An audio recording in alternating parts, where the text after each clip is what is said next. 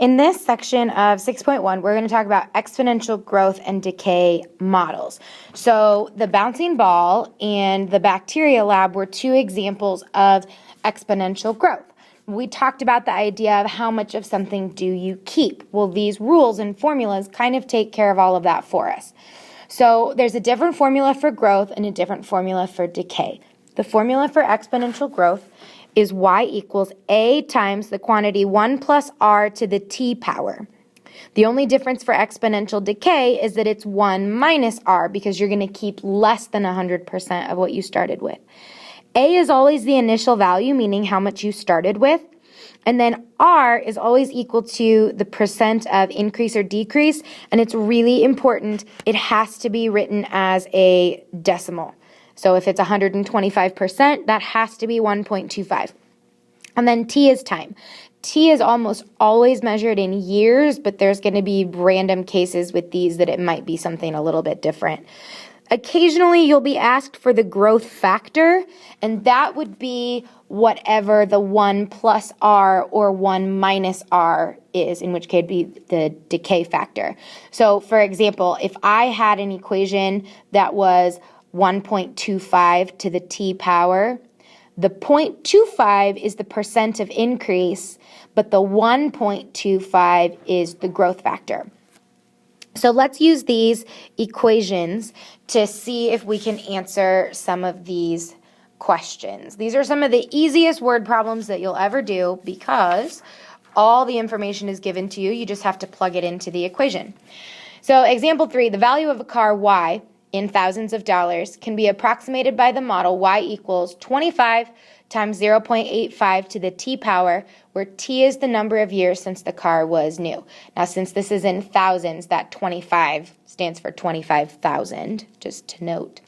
So first we want to tell whether the model represents growth or decay. Well, yesterday we talked about this. We look at the value of b to decide that. So in this case, that is 0.85. Since that is between 0 and 1, then we know that this is going to be an example of decay, which should make sense to the situation. When you buy a car, the second you drive it off the lot, you start losing value, and so that's what we're looking at.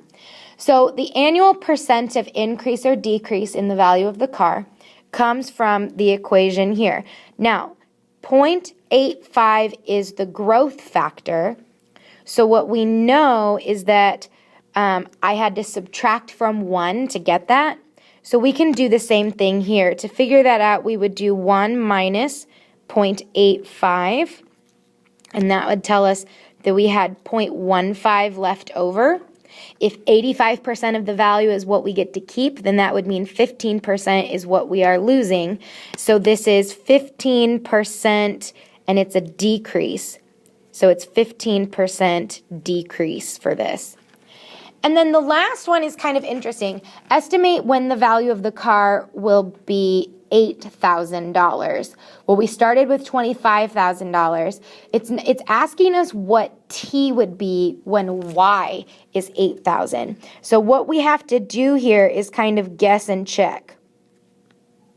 There's not really a fast way to do that we know of right now. So we're going to just pick some values for t. I wasn't sure how quickly it was going to decrease, so I started with 10. And so I did 25 times 0.85 to the 10 power, the 10th power. And when I did that, I got 4.9. Well, that's too low because we're trying to get to 8,000. So then I decided to go a few years less than that to see if I got any closer, and I tried 7 years. So I did 25 to the 0.85 to the 7th power, and I got really lucky because I got 8.01, which is great. That's exactly what we're trying to get to, is about 8 years. Or about 8,000, and since it's in thousands, that represents 8,000 in this situation. So the answer that we get is that it's going to be about 7 years. It's not exactly because it didn't come out to exactly 8, but about 7 years is what we got. If my number for 7 years had been too low, then I would have tried maybe 8 or 7.5 or something like that. So you're just going to have to guess and check until you get there. The next example is when we need to go ahead and write the equation on our own. So example B says, in 1970, the population of Kern County, California, where Bakersfield is located, horrible town by the way, was about 330,000. From 1970 to 2000, the county population grew at an average annual rate of about 2.4. We want to write an exponential model given the population P of Kern County T years after 1970. So we have to kind of take stock of what we have here. We know that we're starting in 1970, and we know that in 1970, we had 330,000 people. That's our initial value. Then they collected data from 1970 to 2000. That's really not important. People always try to put the 2000 in the problem. It doesn't matter because we're just concerned with what happens after 1970. But those are the 30 years that they used to collect data to determine that the rate was 2.4%. So that means that for R, we're going to use 0.024 because remember, we have to write our percent as a decimal. So since the population is growing, this is going to be an example of exponential growth. And so to write this equation, it is A, so that would be 330,000, times 1 plus R, so that's 0.024, to the T power. And we don't ever want to leave it like this because this is not the most simplified form of this. So I want to go ahead and do this math. So our final equation would be y equals 330,000 times 1.024 to the T power. And that's all you have to do to write the equation. You're just substituting the pieces that you need. And we know every time which pieces we're looking for. You just need to find those in the problem to be able to come up with that. The second part of this question wants us to use the model we just came up with to predict the number of people in Kern County in the year 2010. Now, go back and double check. Remember that our equation from number 1, T was measured as years after 1970. Okay? So we have to figure out how many years after 1970 2010 is. So that would be 40 years. So we're going to use T is equal to 40. From 1970 to 2010, there were 40 years. So we just plug that into our equation. Y equals 330,000 times 1.024 to the 40th power. Now you can put this straight into your calculator, but remember there's an order that you have to do things. We always have to do exponents first. So when I do this, I would type in the 1.024 to the 40th power first, and then hit enter, and you're going to get a number. And then, when you have that answer, just while it's in your calculator, then hit times 330,000. And so the answer that we get is 852,142 people. All that is just substitution. You'll definitely need to use a calculator there, obviously. Okay, so example C, again, very similar. We start with $4,200 as our value for a snowmobile, and it decreases by 10% each year. That means that R is 0.10 or just 0.1. And so this, since we are losing value, is going to be exponential decay. And so we will say y equals the initial value, $4,200, times 1 minus r, which was 0.1, to the t power. So that means that the equation we want here is y equals 4,200 times 0.9 to the t power. The value after 3 years would mean that we just plug in 3 for t, 0.9 to the third power. So again, I pick up my calculator, I say 0.9 to the third, enter, times 4,200, and I get $3,061.80. So that is how we can use some of the exponential models to come up with the equations. We can extend those exponential models to look at compound interest, which is something that you may have talked about in personal finance. Compound interest is interest that's paid on the initial investment, which is called the principal, and on previously earned interest. If you were only paying interest on the principal, that's called simple interest, and most of the time we don't do that. When you take out a loan for a house or for a car or student loans, you never just pay interest on the principal. They always charge you interest on the principal and whatever you still owe because of the interest from before. So to kind of contrast this, if I put $500 in a bank account at simple interest of, let's say, 5%, then every year they give me 5% of 500. So every year I get the same amount added into my account every single time. Now compound interest, if I did $500 at 5%, well, 5% of 500 is 25. So that means at the end of the first year I have $525. But then the next year I get 5% of my 525, which is $26.25.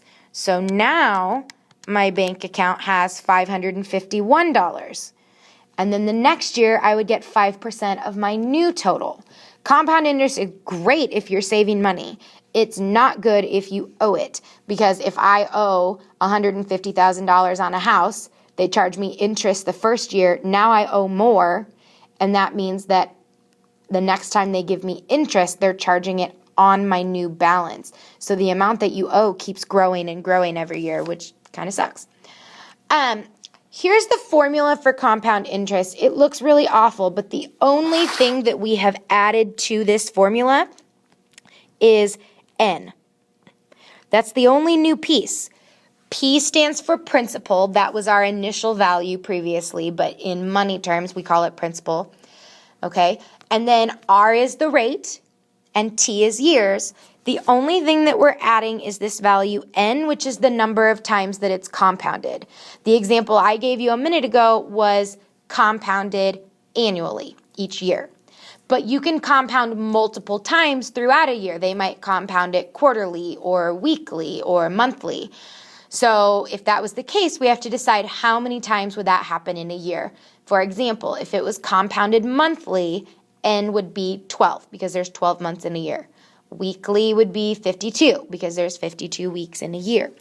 And so that's kind of how we plug into this formula. So here is example 5. We start with $4,000 in an account that pays 2.92% annual interest.